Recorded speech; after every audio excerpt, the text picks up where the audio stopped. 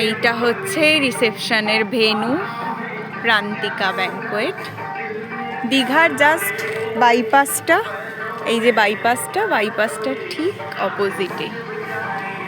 তো এইটা হচ্ছে বাপ্পাদার রিসেপশনের জন্য সাজানো হয়েছে, খুব সুন্দর। এই সবে আমরা ঢুকলাম সবাই মিলে, বৌদিকে এখন সাজানো চলছে। তো তারপরে আমরা সাজাগোজা করব। এখনো অনেক দেরি আছে, এই যে সদ্য আলো অন্ধকার হচ্ছে আর কি, অনেকটা টাইম লাগবে। আমি জাস্ট একবার দেখলাম সাজানোটা এত সুন্দর হয়েছে।